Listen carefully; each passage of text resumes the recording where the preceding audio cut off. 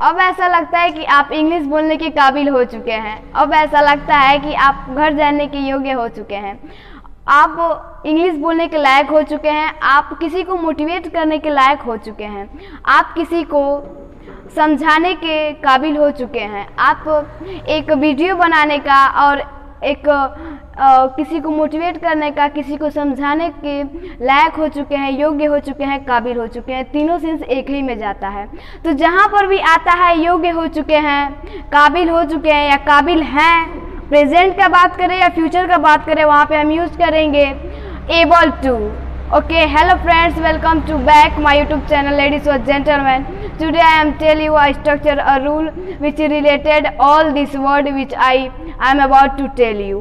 जैसा कि मैंने बताया अगले वीडियो में अबाउट टू वाला है, वाली ये भूलना नहीं है, क्योंकि मैं अभी उसी स्ट्रक्चर का प्रयोग की हूँ, लेकिन अब मैं दूसरे स्ट्रक्चर का प्रयोग बताने जा रही हूँ।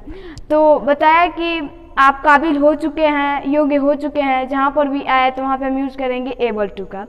तो यहाँ पे उसका स्ट्रक्चर है, उसका रूल है, जिसके अनुसार हम इस सेंटेंस को बनाएंगे। यहाँ पे कुछ सेंटेंस दिए गए हैं। पहले हम जान जाते हैं क्या है वो स्ट्रक्चर है। Subject plus helping verb plus able two plus verb plus object. मैंने वर्ब केवल इसलिए लिखा क्योंकि ये किसी भी सेंस में जा सकता है, पास्ट में भी जा सकता है, प्रेजेंट में भी जा सकता है और फ्यूचर में भी जा सकता है, इसलिए। तो पहले हम सब्जेक्ट को लगाएंगे, फिर हेल्पिंग वर्ब को, और फिर एबल टू, फिर से वर्ब और फिर से ऑब्जेक्ट। फर्स्ट है हमारा आप इंग्लिश बोलने के काबिल हैं, ये बात कर रहा है प्रेजेंट का, इसलिए मैं यहाँ पे हम लगाएंगे आर या इज हमारा। और सेकेंड है आप लिखने के योग्य हैं, और तीसरा है आप पढ़ने के योग्य हैं,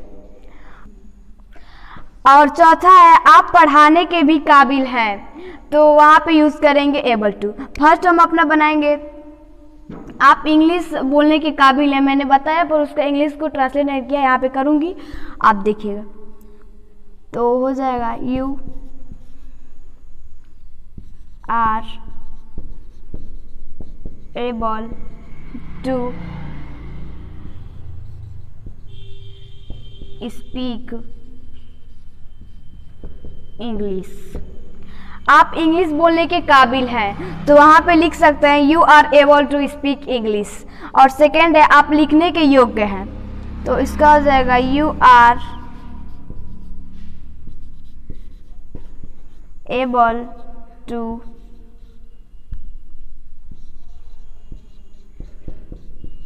you are able to write. आप लिखने के योग्य हैं या काबिल हैं।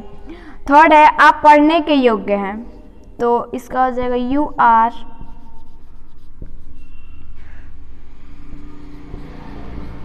Able to read. You are able to read, आप पढ़ने के योग्य हैं।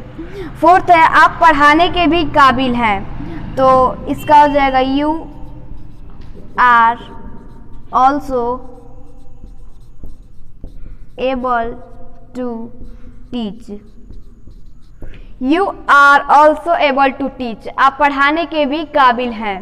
तो इसका हो जाएगा, अब पूरे सेंटेंस को हम बना चुके हैं। ये जो सेंटेंस है वो ज़्यादा बड़ा नहीं है, बस छोटा सा फ्रेज है। बस मैंने ये जो स्ट्रक्चर बनाया वो आपको बड़ा दिखता होगा, लेकिन नहीं, उसका जो फ्रेज है वो केवल होगा एबल टू। इसी का सेंस केवल इसमें हमको देखना है और वैसे बनाना है।